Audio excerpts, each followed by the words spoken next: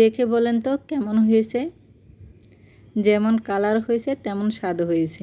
আজকে রান্না করব রুই মাছের ঝাল। আসসালামু আলাইকুম, সবাই কেমন আছেন? আশা করি নিশ্চয়ই ভালো আছেন। আমি আলহামদুলিল্লাহ অনেক ভালো আছি। আজকে রুই মাছের ঝাল করব। এর জন্য আনাম, জিরা আর 2টা শুকনো মরিচ নিয়েছি। ভালো করে বেটে নিচ্ছি মিহি করে। আর পেঁয়াজটা সুন্দর করে বেটে নিচ্ছি। কাঁচামরিচ বাটবো না, কাঁচামরিচটা পরে দেব। একদম মিহি করে বেটে নিচ্ছি। আর রুই মাছের ঝাল করতে গেলে কাঁচা জিরা বাটাটা দিলে খুব ভালো হয়। বাটা হয়ে গেছে, এখন আমি উঠাই নিচ্ছি। মাছটা এখন আমি মাখিয়ে নিব ভাজার জন্য। হলুদের গুঁড়ো, সামান্য মরিচের গুঁড়ো, লবণ আর একটু তেল দিয়ে মাখিয়ে নিব। সুন্দর করে মাখিয়ে মাছগুলো এখন একটা একটা করে মাখাবো। হলুদ আর মরিচের গুঁড়া তেল দিয়ে মাখিয়ে নিয়েছি দেখে কি যে একটা ঘ্রাণ লাগছে। হলুদ দিয়ে মাখানো শেষ, এখন রেখে দিব কিছুক্ষণের জন্য। আর এইভাবে লবণ হলুদ দিয়ে মাছ মাখিয়ে রাখলে তারপরে রান্না বা ভাজলে খেতে কিন্তু খুব ভালো লাগে।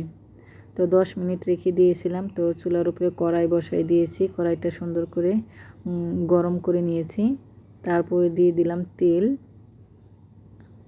এখন মাছগুলি দিয়ে দিচ্ছি এক এক করে। তো সবগুলি মাছ জাগা হচ্ছে না।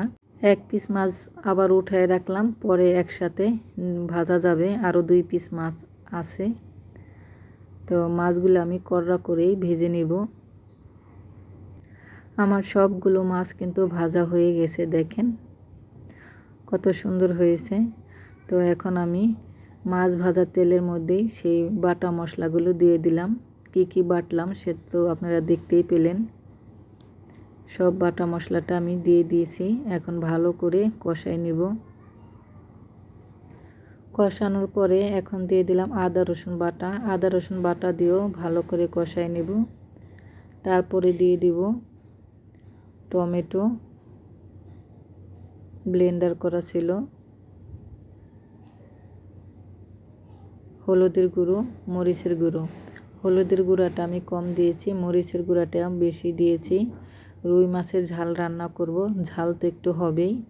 স্বাদ মতন লবণ, ধনিয়া, জিরা গুঁড়া। এখন সব মশলা দেওয়া হয়ে গেছে, সবগুলো এখন সুন্দর করে কষাই নেব।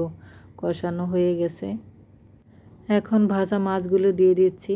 ভাজা মাছ দিয়েও ভালো করে আবার একটু কষাবো।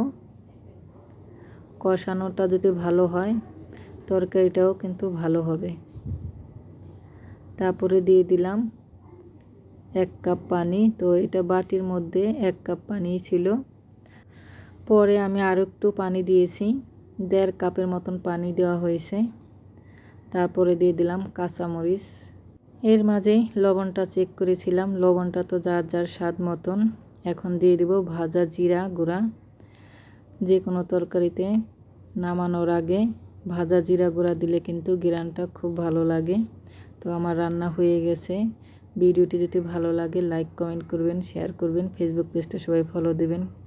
আমার ভিডিও কেমন লাগলো কমেন্টে জানাবেন। আজকে পর্যন্ত সবাই ভালো থাকবেন। আল্লাহ।